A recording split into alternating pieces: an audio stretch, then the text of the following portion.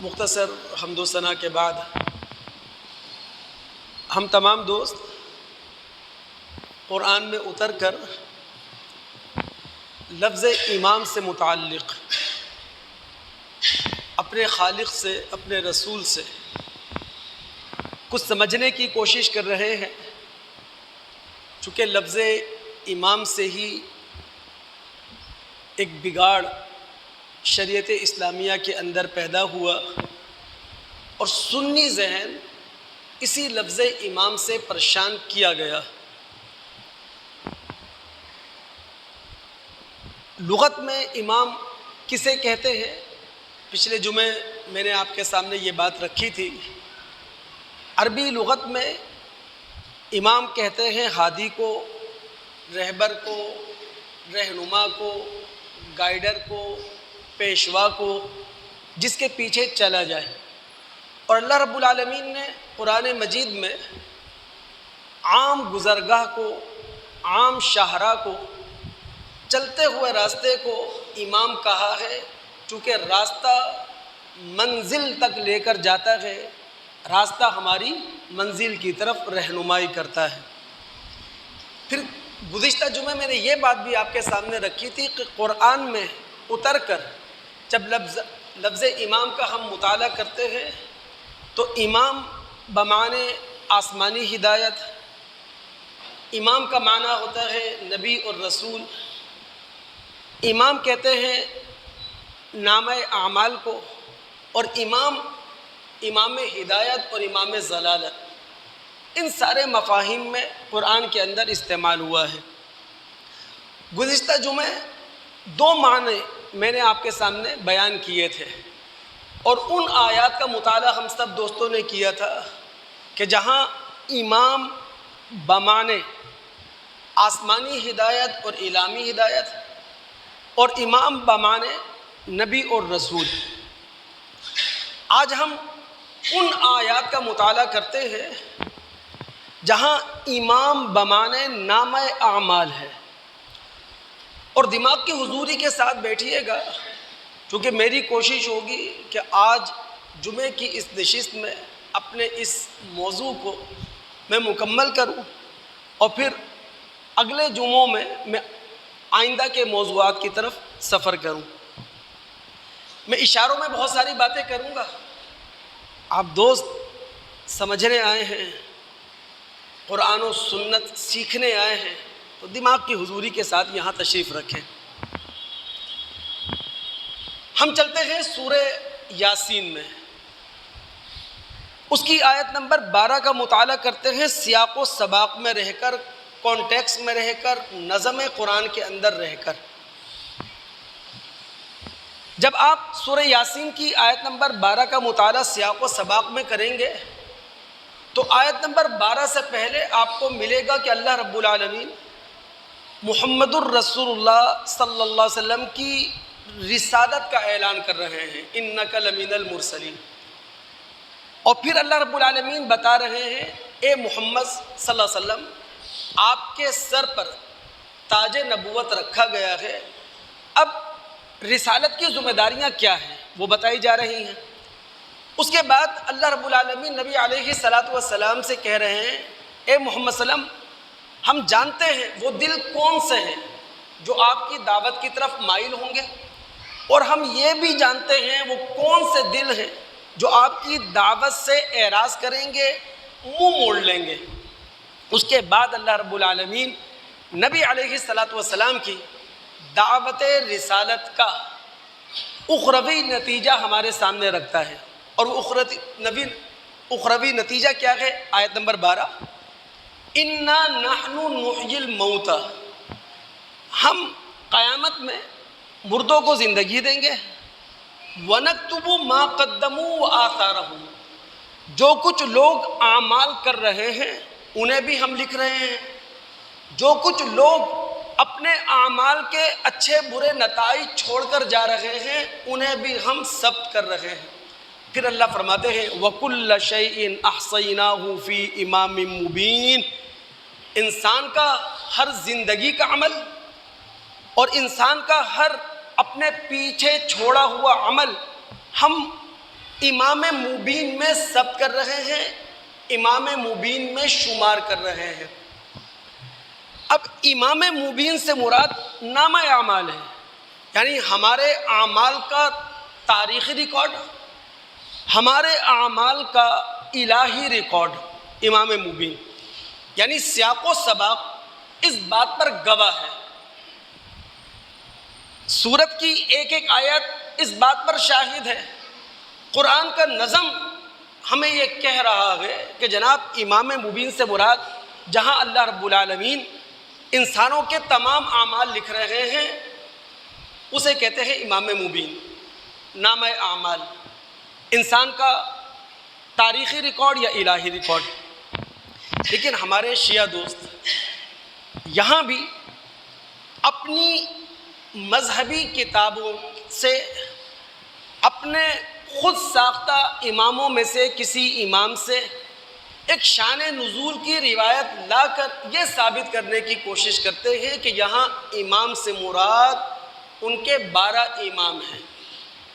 ہم سمجھتے ہیں یہ قرآن کے ساتھ بددیانتی ہے، ہم سمجھتے ہیں یہ قرآن کی معنوی تحریف ہے، اور یہ مطالعہ میں اپنے دوستوں کو اس لیے کروا رہا ہوں کہ سوشل میڈیا کا دور ہے، آپ کسی عالم سے سنیں نہ سنیں، سوشل میڈیا کے ذریعے گمراہی آپ تک پہنچ جاتی ہے، اور جب مطالعہ نہیں ہوتا تو گمراہ ہونے کے 99% چانس بڑھ جاتے ہیں۔ ایک دوسری آیت کا ہم مطالعہ کریں نا، سورہ بنی اسرائیل آیت نمبر 71 اور 72، اللہ رب العالمین فرماتے ہیں یوم ندعو کل اناس بامامہم، قیامت کے دن ہم تمام انسانی گروہوں کو امام کے ساتھ بلائیں گے۔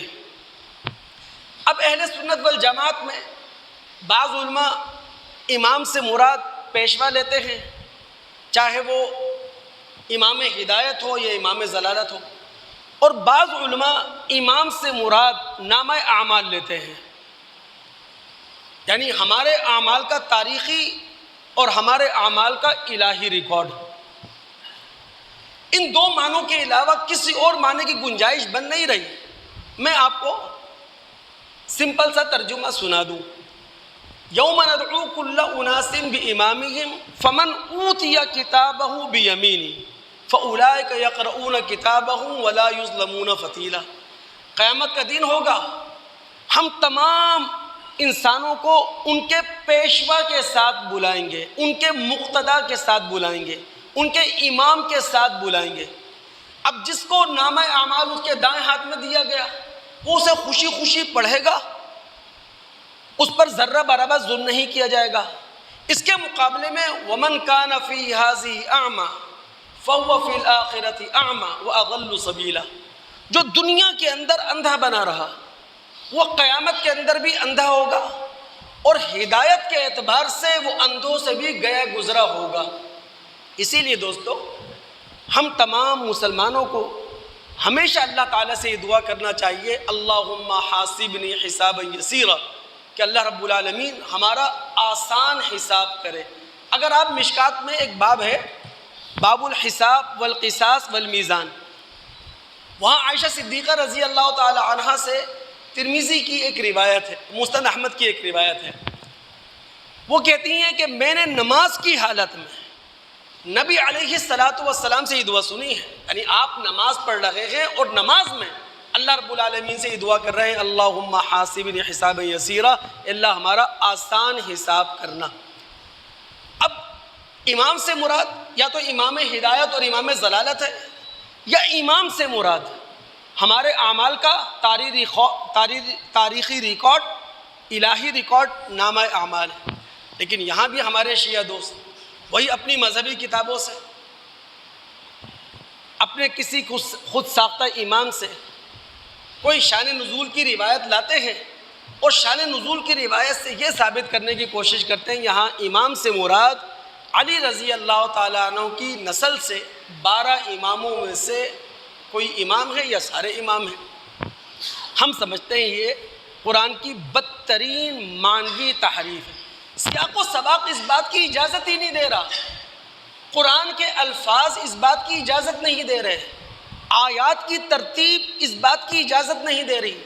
دوستو سورہ بنی اسرائیل کی آیت نمبر 71 اور 72 سے پہلے کا مطالعہ کریں گے تو وہاں اللہ رب العالمین آدم اور ابلیس کے مارکے کو بیان کر رہے ہیں۔ ہم سب جانتے ہیں یہ دنیا کیا ہے ہمارے لیے، آزمائش، اور وہ آزمائش کیا ہے کہ دنیا کی زندگی مارکے آدم و ابلیس ہے، اسے اللہ تعالیٰ بیان کر رہے ہیں۔ پھر آیت نمبر 71 اور 72 کے بعد اللہ رب العالمین ان حالات کی نقشہ گری کر رہے ہیں جن حالات کے اندر محمد الرسول مکہ کے اندر کھڑے ہو کر کفار مکہ کو یہ تقریر سنا رہے ہیں۔ کٹن حالات ہیں، بدتر حالات ہیں، اتنے سنگین حالات ہیں کہ اللہ رب العالمین محمد الرسول صلی اللہ علیہ وسلم کہہ رہے ہیں اے محمد صلی اللہ علیہ وسلم اگر ہم آپ کو ثابت قدم نہ رکھیں ان حالات میں، اگر ہم آپ کو ان حالات میں ثابت قدم نہ رکھیں تو آپ ان کی طرف مائل ہو جائیں، اور اے محمد صلی اللہ علیہ وسلم ان گئے گزرے حالات میں اگر آپ کو سہارا مل سکتا ہے تو وہ نماز سے مل سکتا ہے۔ اقیم الصلاۃ لدلوک الشمس الی غسق اللیل وقرآن الفجر ان قرآن الفجر کان مشہودا ومن اللیل فتہجد بہ۔ اے محمد صلی اللہ علیہ وسلم دلوک شمس سے یعنی سورج ڈھل جانے سے لے کر رات کے چھا جانے تک جتنی نمازوں کے اوقات آتے ہیں وہ ساری نمازیں آپ ادا کریں، فجر کی نماز کا خاص اہتمام کریں، تہجد کا اہتمام کریں، ان گئے گزرے حالات میں آپ کو سہارا مل جائے گا۔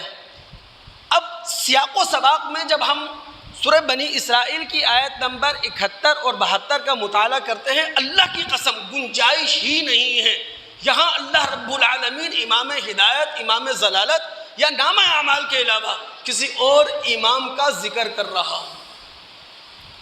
اب اگر دوستوں کے دماغ حاضر ہے نا، جملہ معترضہ کے طور پر ایک دو باتیں کہتا چلوں، چونکہ لفظ امام کو ہم پڑھ رہے ہیں، ہمیں یہ معلوم ہونا چاہیے لفظ امام کی اصل میں ہے ام کا معنی ہوتا ہے بنیاد۔ اسی لیے وہ کتاب جس سے تمام آسمانی کتابیں پھوٹی ہیں، وہ کتاب جن سے تمام آسمانی کتابوں کا چشمہ جاری ہوا ہے، اللہ تعالیٰ اسے کیا کہتے ہیں؟ ام الکتاب۔ آپ سورہ رعد میں جائیں، اس کی آیت نمبر 39 کا مطالعہ کریں تو رب العالمین فرماتے ہیں یمحو اللہ ما یشاء ویثبت وعندہ ام الکتاب۔ تو ام کہتے ہیں بنیاد کو۔ عربی میں ماں کو بھی ام کہا جاتا ہے، اس لیے کہ اولاد کی بنیاد کیا ہے؟ ماں ہے۔ بھائی خورد بینی جو کیڑا ہے یا خورد بینی مادہ تخلیق، 9 مہینے تک ماں اسے اپنی کوکھ میں رکھتی ہے، اس کے بعد بچہ جب دنیا کے اندر آتا ہے تو ماں 2 سال تک اپنا خون دودھ کی شکل میں اسے پلاتی ہے۔ پھر اگر یہ ماں زندہ ہو اور اس ماں کی زندگی میں اولاد بوڑھی ہو جائے تو اللہ کی قسم اس ماں کی مامتا نہ تھمتی ہے نہ اس کی مامتا کم ہوتی ہے۔ یہی وجہ ہے کہ اللہ رب العالمین سورہ لقمان کی آیت نمبر 14 اور سورہ احقاف کی آیت نمبر 15 میں فرماتے ہیں وَوَصَّيْنَا الْإِنسَانَ بِوَالِدَيْهِ إِحْسَانًا، ہم نے انسان کو خصوصی وصیت اور نصیحت کی ہے وہ اپنے والدین کے ساتھ حسن سلوک کرے۔ لیکن یہاں توجہ طلب کیا ہے؟ پہلے جملے میں اللہ رب العالمین نے والدین کا ذکر کیا اور اگلے جملے میں اللہ رب العالمین نے خاص طور پر ماں کا ذکر کیا۔ حملتہ امہ وہنا علی وہن حملتہ امہ کرہا ووضعتہ کرہا۔ ماں کا الگ ذکر کیوں کیا؟ چونکہ ماں بہت تکلیفیں اٹھاتی ہے، باپ سے زیادہ ماں کا حصہ ہوتا ہے بچے کو دنیا میں لانے، اس کی نگہداشت کرنے، اس کو پروان چڑھانے میں۔ اسی لیے دوستو اگر ہمارے ماں باپ زندہ ہیں نا، اللہ کی قسم ان کی خدمت کر کے، ان کی قدم بوسی کر کے، ان کے پاؤں دبا کے، ان کے سرہانے بیٹھ کر، ان کی چھوٹی بوڑی باتوں کو مان کر دنیا کے اندر جنت حاصل کریں۔ اور اگر ہمارے ماں باپ دنیا سے گزر گئے ہیں تو پھر ان کو اپنی دعاؤں میں یاد رکھیں، اور اپنی ہر اس دعا کو ناقص دعا سمجھیں جس دعا میں اپنے ماں باپ کے لیے آپ نے دعا نہیں کی، رب ارحمہما کما ربیانی صغیرہ۔ ایک اور بات کہتا چلوں نا، سوشل میڈیا کا دور ہے دوست، کراچی کے بہت سارے اسپتالوں سے ایک بہت اندھوناک خبر ہمارے سامنے آ رہی ہے کہ کراچی میں معصوم عمر میں، چھوٹی عمر میں بچے بلڈ کینسر کا شکار ہو رہے ہیں، گردوں کے امراض کا شکار ہو رہے ہیں۔ 2.5 سال، 3 سال، 4 سال، 5 سال کا بچہ جو ہے اس کی ڈائلیسس ہو رہی ہے، اور وجہ کیا ہے؟ ہمارا بچہ غیر معیاری تیل میں تلی ہوئی چیزیں باہر کھا رہا ہے، سلنٹی کھا رہا ہے، پاپڑ کھا رہا ہے، یہ جو غیر معیاری جوس بک رہے ہیں یہ پی رہا ہے، کولڈ ڈرنک پی رہا ہے۔ یہ جو مائیں فیڈ کروانے کے بجائے فیڈر سے دودھ پلا رہی ہیں، یہ اسباب ہیں۔ تو ان پر ماں کو بھی توجہ دینے کی ضرورت ہے اور ہم تمام دوستوں کو بھی توجہ دینے کی ضرورت ہے۔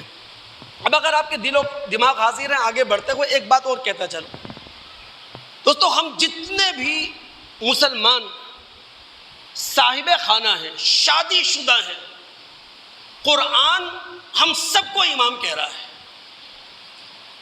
اللہ رب العالمین نے گھریلو ریاست کا امام ہمیں بنایا ہے۔ اب ہماری اس امامت کے دائرے میں ہماری بیوی بھی آتی ہے، ہمارے بچے بھی آتے ہیں، اور وہ تمام لوگ آتے ہیں جو ہمارے زیر کفالت ہیں۔ لہذا اگر ہم بندے رحمان ہیں تو ہماری تعلیم اور تربیت ایسی ہونی چاہیے کہ ہمارے زیر کفالت، ہمارے زیر امامت جتنے لوگ ہیں وہ سب متقی ہوں، خدا خوفی اپنے اندر رکھنے والے ہوں، چونکہ اللہ رب العالمین نے ہر اس مسلمان کو امام کہا ہے جو صاحب خانہ ہے، جو گھریلو ریاست کا سربراہ ہے۔ اب اتر جائیں آپ سورہ لقمان، سورہ فرقان، اس کی آیت نمبر 74 ہے۔ اللہ رب العالمین بندے رحمان کی دعا ذکر کر رہے ہیں کہ بندہ رحمان اللہ سے کیا دعا کرتا ہے؟ والذین یقولون ربنا ہب لنا من ازواجنا وذریاتنا قرۃ اعین واجعلنا للمتقین اماما۔ بندہ رحمان اللہ کے آگے ہاتھ اٹھا کر یہ کہتا ہے، اللہ ہمیں ہماری بیویوں اور ہماری اولاد سے ہماری آنکھوں کو ٹھنڈک عطا کر، اور جن لوگوں کے ہم امام بنائے گئے ہیں اللہ ہمیں متقیوں کا امام بنا، یعنی ہماری بیوی بھی متقی ہو، ہمارے بچے بھی متقی ہوں، اور وہ تمام لوگ جو ہمارے زیر کفالت ہیں وہ خدا خوفی اپنے اندر رکھتے ہوں۔ یہی تو وجہ ہے کہ ہمارے رسول نے کہا تھا کلکم راع وکلکم مسئول عن رعیتہ، تم سب اپنی اپنی جگہ ذمہ دار ہو۔ اللہ رب العالمین کل قیامت کے دن تم سب سے تمہاری ذمہ داری کے بارے میں پوچھے گا۔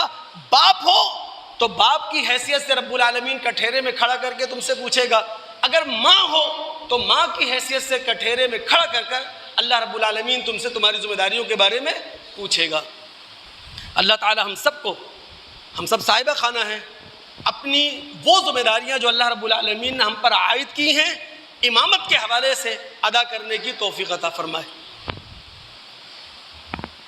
آگے قرآن میں امام ہدایت اور امام ضلالت کا ذکر ہے نا، لیکن سب سے پہلے میں یہاں امام ضلالت کا ذکر کرنا چاہوں گا۔ ہم چلتے ہیں سورہ قصص کی آیت نمبر 41 کی طرف۔ مکی صورت ہے۔ اللہ رب العالمین نے فرعون اور فرعونی لشکروں کا ذکر کیا، فرعون اور فرعونی لشکروں کے تکبر کا ذکر کیا، ان کے گھمنڈ کا ذکر کیا، ان کی بڑائی کا ذکر کیا، ان کی نفس پرستی کا ذکر کیا، ان کی انا پرستی کا ذکر کیا، اور اس کے بعد رب العالمین نے کیا کہا؟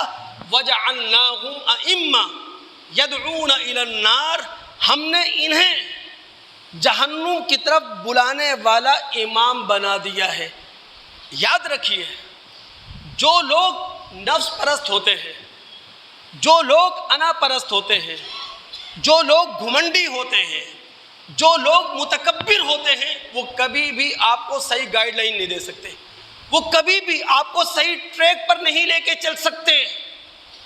وہ ہمیشہ ضلالت کے اندھیروں میں آپ کو لے کے جائیں گے، ہمیشہ گمراہی میں آپ کو لے کر جائیں گے۔ اسی لیے ہم تمام مسلمانوں کی ذمہ داری ہے، اگر ہمارا کوئی مذہبی پیشوا ہے، ہمارا کوئی سیاسی پیشوا ہے، تو ہم اس بات پر گہری نظر رکھیں کہ جس کے ہم پیچھے چل رہے ہیں مذہبی حوالے سے یا سیاسی حوالے سے، وہ گھمنڈی تو نہیں ہے، وہ انا پرست تو نہیں ہے، وہ نفس پرست تو نہیں ہے۔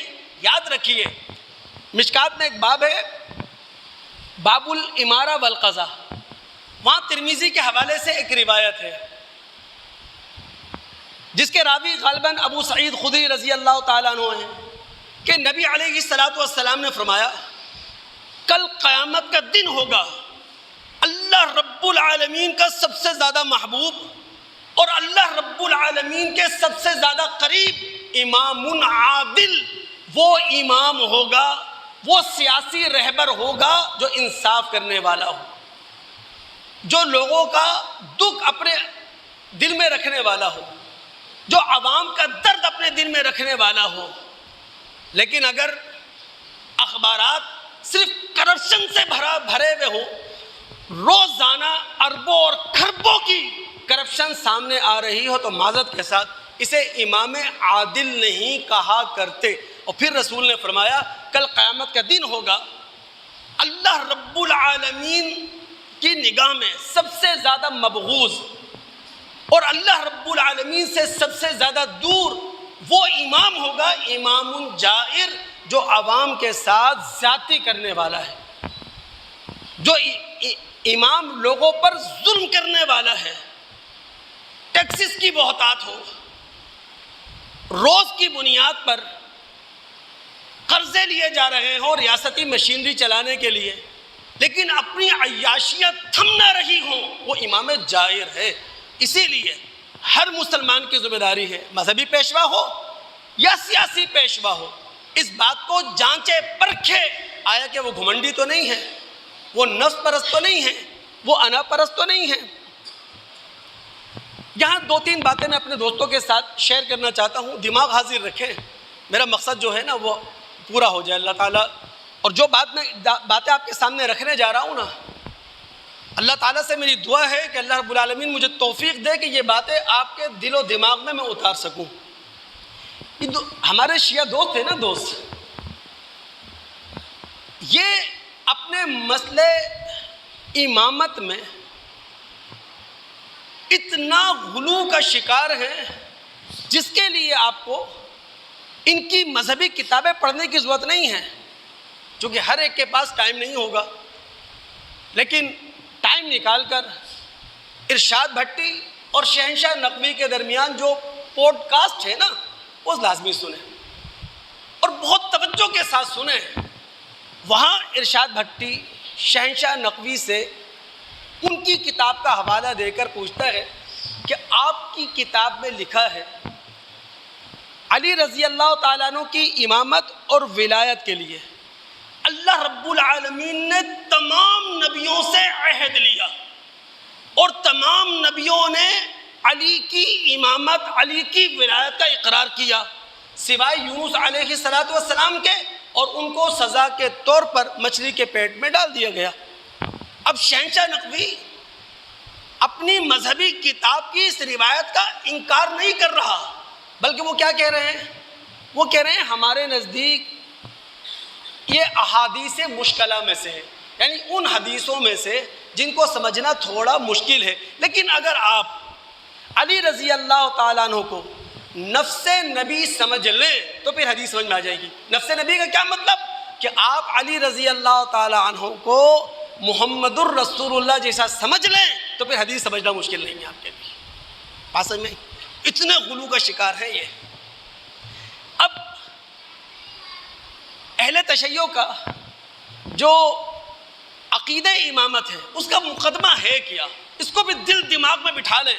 اور میں نے آپ سے کہا کہ اللہ کی قسم مجھے کوئی شوق نہیں ہے کہ میں یہاں علمی مسائل چھوڑ کر، فکری مسائل چھوڑ کر، عملی مسائل چھوڑ کر ان پر گفتگو کروں، لیکن میں کیا کر سکتا ہوں؟ سوشل میڈیا کے ذریعے سنی ذہن تباہ ہو رہا ہے، سنی ذہن اشکالات کا شکار ہو رہا ہے، سنی ذہن ضلالتوں کی کہ اندھیرے میں بھٹک رہا ہے، تو میں مجبور ہوں یہاں پر یہ باتیں کرنے پر۔ تو آپ عقیدہ امامت کے حوالے سے اہل تشیع کا یا ہمارے شیعہ دوستوں کا جو مقدمہ اس کو اچھا طریقے سے سن لیں۔ وہ یہ کہتے ہیں نبوت کا چیپٹر کلوز ہوا ہے، امامت کا چیپٹر کلوز نہیں ہوا۔ ہدایت کی ضرورت انسانوں کو قیامت تک کے لیے ہے۔ جب نبوت کا چیپٹر کلوز ہوا اور محمد الرسول اللہ علیہ وسلم پر نبوت ختم کر دی گئی، اب ہدایت کی ضرورت تو انسانوں کو ہے نا، تو علی رضی اللہ تعالی عنہ کی نسل سے 12 امام اللہ نے منتخب کیے اور قیامت تک ہدایت کا نمونہ ان کو قرار دے دیا، ان کو بنا دیا۔ یہ ہے ان کا کل مقدمہ۔ اب ہوتا کیا ہے، اپنے اس مقدمے کے تحت شیعہ ذاکرین اپنے ممبروں سے وہ آیات تلاوت کرتے ہیں جہاں ہدایت کا لفظ آیا ہے۔ اب عام دوستوں کو تو نہیں معلوم ہوتا نا کہ سیاق و سباق کیا ہے۔ بھائی سیاق و سباق سے ہٹا کر اگر آیت آپ پیش کریں گے نا تو غلام احمد قادیانی کی نبوت ثابت کر دیں گے آپ۔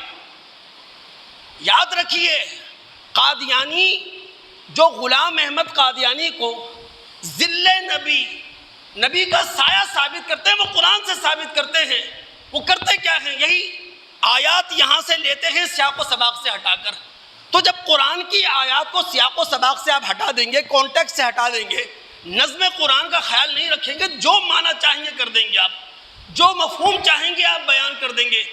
اب شیعہ ذاکرین وہ آیات پڑھیں گے آپ کے سامنے جہاں لفظ ہدایت آیا ہو، اور پھر آپ کے سامنے یہ واضح کریں گے قیامت تک انسانوں کو ہدایت کی ضرورت ہے، لہٰذا امامت کے نام سے ہدایت زندہ ہے۔ ہاں نبوت کے نام سے امامت ختم، نبوت کے نام سے ہدایت ختم ہو گئی۔ سمجھ میں آئی بات؟ یہ ان کا مقدمہ ہے۔ میری بات آپ دماغ میں رکھیے گا انشاءاللہ۔ اللہ کے بندو، ختم نبوت جس کا ذکر سورہ احزاب کی آیت نمبر 40 میں آیا ہے، اس کا مطلب کیا ہے؟ محمد الرسول صلی اللہ علیہ وسلم کی ختم نبوت کا مطلب یہ ہے اللہ رب العالمین کی الہامی ہدایت آخری شکل میں محفوظ ہو گئی۔ اللہ رب العالمین کی الہامی ہدایت اس طور پر محفوظ ہو چکی ہے، سورہ حامیم السجدہ آیت نمبر 43، لا یأتیہ الباطل من بین یدیہ ولا من خلفہ۔ اب الہامی ہدایت پر حملہ باطل نہ آگے سے کر سکتا ہے نہ پیچھے سے کر سکتا ہے۔ تو رسول اللہ کی ختم نبوت کا مطلب یہی ہے، الہامی ہدایت محفوظ ہو گئی، اب کسی نئے نبی کی ضرورت نہیں ہے۔ اسی لیے قرآن نے کہا ھدی للمتقین، ھدی للناس، یہ قرآن متقین کے لیے ہدایت ہے۔ یہ قرآن قیامت تک انسانوں کے لیے کیا ہے؟ رہنما ہے۔ سمجھ میں آئی بات آپ کو؟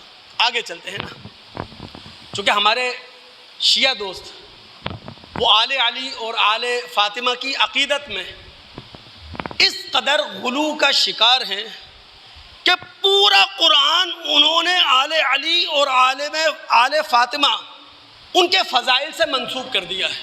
پورا قرآن، بہت بڑی بات میں کر رہا ہوں، قرآن کیا ہے؟ ھدی للناس۔ قرآن کا موضوع کیا ہے؟ انسانیت۔ قرآن کس لیے نازل ہوا؟ انسانیت کو صراط مستقیم پر قائم رکھنے کے لیے۔ لیکن ہمارے شیعہ دوست پورے قرآن کو آل علی اور آل فاطمہ کے فضائل سے منسوب کر دیا کرتے ہیں۔ ایک چھوٹی سی مثال دوں اگر آپ کا دماغ حاضر ہے۔ ہمارے شیعہ دوستوں نے نبی علیہ الصلاۃ والسلام پر غلط طور پر یہ الزام لگا دیا ہے کہ نبی علیہ الصلاۃ والسلام نے اپنی نبوت اور اپنی رسالت کا صلہ دنیا میں لوگوں سے مانگ لیا۔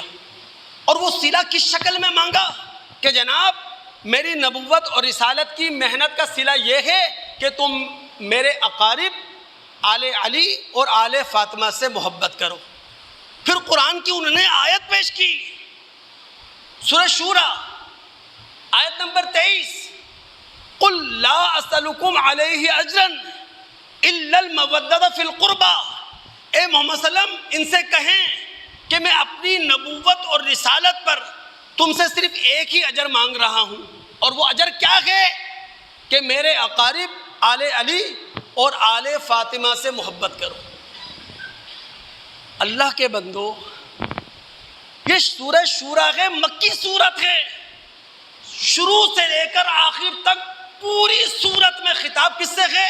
کفار مکہ سے۔ کفار مکہ آپ کی نبوت اور رسالت نہیں مان رہے، تسلیم کر رہے، اور اللہ کے رسول ان سے کہہ رہے ہیں کہ جناب میں جو تمہارے سامنے دعوت پیش کر رہا ہوں، نبوت اور رسالت کی محنت کر رہا ہوں، اس کا صلہ مجھے کس شکل میں دو؟ آل علی آل فاطمہ سے محبت کرو۔ کن سے مانگ رہے ہیں صلہ؟ کفار مکہ سے، جو اللہ کے رسول کی دعوت بھی نہیں مان رہے، آپ کو رسول بھی نہیں مان رہے، آپ کو نبی بھی نہیں مان رہے، اللہ کے رسول ان سے کہہ رہے ہیں مجھے صلہ دو۔ سمجھ آئی بات؟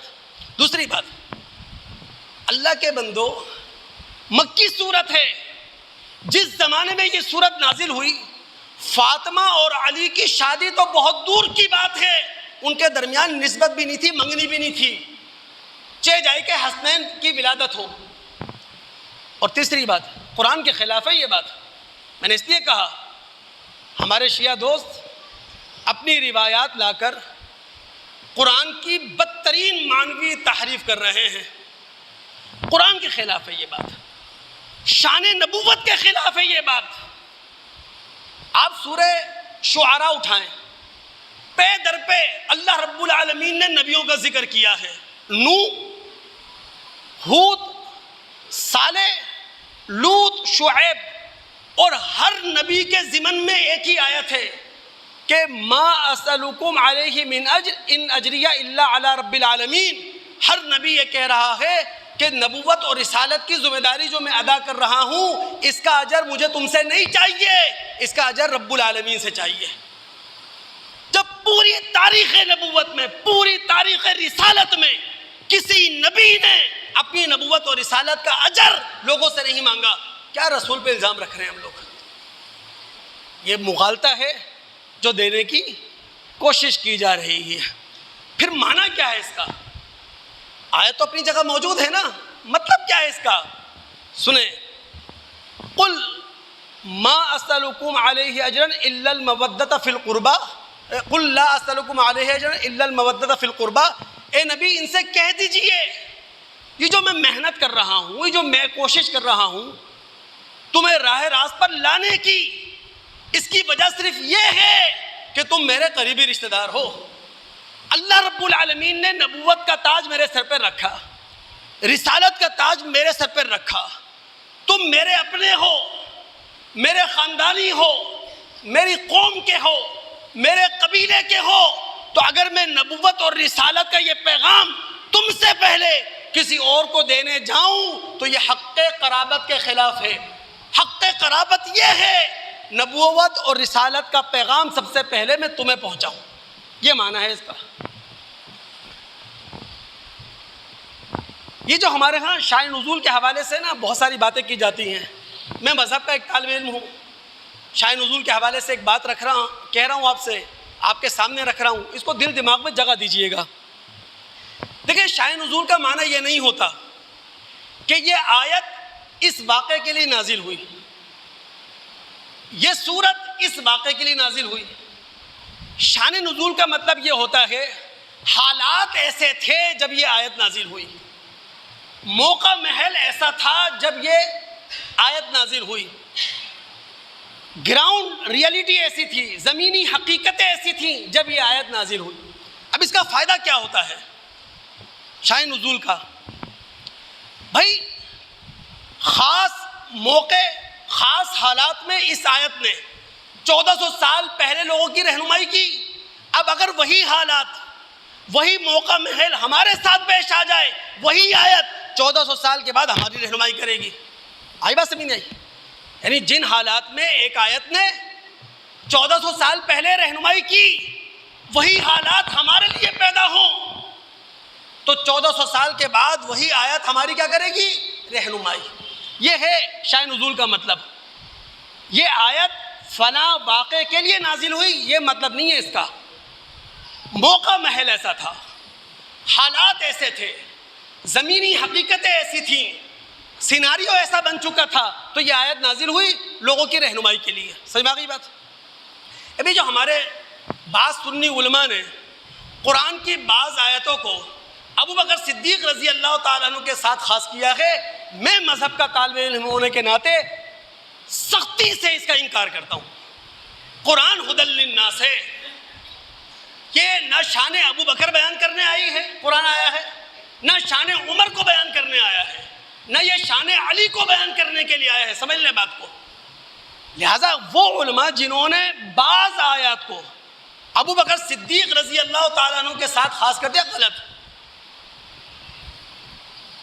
کوئی شان نزول کسی شخص کے لیے حکم کو خاص نہیں کرتا، کوئی شان نزول کسی مسئلے کو کسی فرد کے لیے خاص نہیں کرتا۔ اس بات کو اچھے طریقے سے سمجھ لیں۔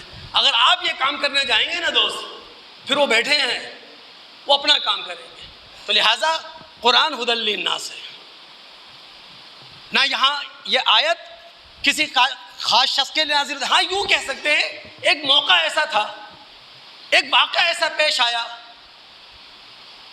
قحط سالی تھی، لوگوں کے پاس کھانے کو نہیں تھا، لوگ بھوکوں مر رہے تھے، تو ابو بکر صدیق رضی اللہ تعالیٰ عنہ نے اس موقع پر قحط سالی دور کرنے کے لیے، لوگوں کا فقر دور کرنے کے لیے، لوگوں کی مالی مدد کرنے کے لیے اپنا مال خرچ کیا۔ تو اس پیرائی میں، ان حالات میں، اس موقع محل میں اللہ رب العالمین نے ایک آیت نازل کی۔ یہ معنی ہے اس کا، یہ تھوڑی ہے کہ جناب آپ کہیں کہ یہ آیت اب ابو بکر صدیق کے ساتھ خاص ہو گئی رضی اللہ تعالیٰ عنہ۔ آخری بات کہنے جا رہا ہوں، 2 منٹ مجھے دیجئے گا نا۔ امام ہدایت کو کہتے ہیں نا، جیسے امام ضلالت ہے، اسی طرح امام ہدایت ہے۔ اللہ کی قسم قرآن کہہ رہا ہے میں نہیں، اگر امت مسلمہ یہ چاہتی ہے اسے لیڈرشپ مل جائے، اگر ہم پاکستانی مسلمان یہ چاہتے ہیں ہمارے لیے کوئی امام پیدا ہو جائے، مذہب میں بھی سیاست میں بھی، قرآن سے اپنے آپ کو جوڑ لیں، اپنی زندگیوں کو قرآن سے رنگین کر لیں، قرآن سے سیکھیں، قرآن پر عمل کریں، قرآن کے قانون کو فالو کریں، قرآن سے اصول لیں اور اپنی زندگی میں اسے جاری کرنے کی کوشش کریں۔ جس دن امت مسلمہ نے قرآن اپنے ہاتھوں میں تھام لیا، قرآن کو اپنا اوڑھنا بچھونا بنا لیا، اللہ کی قسم قرآن کا یہ وعدہ ہے اللہ تمہارے لیے امام پیدا کرے گا، مذہبی دنیا میں بھی سیاسی دنیا میں بھی۔ یعنی صالح قیادت ملے گی قرآن پر عمل کرنے سے، نیک قیادت ملے گی قرآن پر عمل کرنے سے۔ اب چاہے مطالعہ کریں آپ، سورہ سجدہ ہے، آیت نمبر 23 اور 24، رب العالمین فرماتے ہیں ہم نے موسیٰ علیہ السلام کو توریت دی، بنی اسرائیل کے لیے اسے ہدایت کا ذریعہ بنایا، اور جب بنی اسرائیل کے وہ لوگ جنہوں نے ہماری آیات پر یقین کیا، اس طور پر یقین کیا، نہ طمع انہیں راستے سے ہٹا سکی، نہ خوف انہیں آیات پر عمل کرنے سے روک سکا، وَجَعَلْنَا مِنْهُمْ أَئِمَّةً يَهْدُونَ بِأَمْرِنَا، ہم نے بنی اسرائیل میں امام پیدا کیے۔ قرآن پر عمل کرنے کا لازمی نتیجہ امامت اور قیادت کی شکل میں ہے۔ یہی وہ بات ہے جو ہمارے رسول نے کہی تھی، ان اللہ یرفع بہذا الکتاب اقواما ویضع بہ آخرین، اللہ رب العالمین اس کتاب، اس میزان کی وجہ سے کسی قوم کو بلندی دے گا اور کسی قوم کو پستی دے گا۔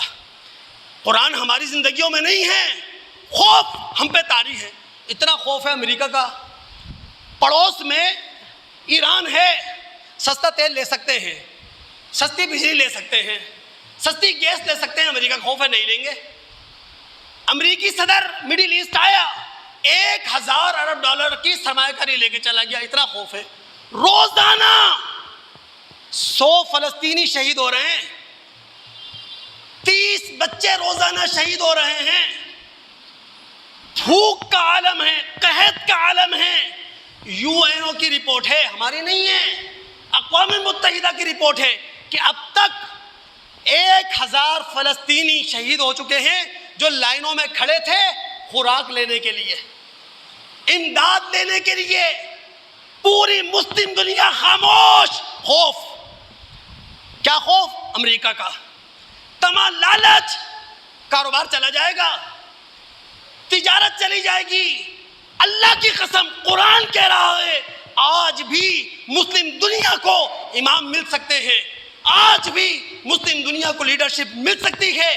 اصول ایک ہی ہے، قرآن پر عمل کرنا پڑے گا، قرآن پڑھنا پڑے گا، قرآن سمجھنا پڑے گا اور قرآن پر عمل کرنا پڑے گا. اللہ تعالیٰ سے دعا ہے سننے کے بعد سمجھنے کی، سمجھنے کے بعد عمل کرنے کی توفیق عطا فرمائے. السلام علیکم ورحمۃ اللہ وبرکاتہ.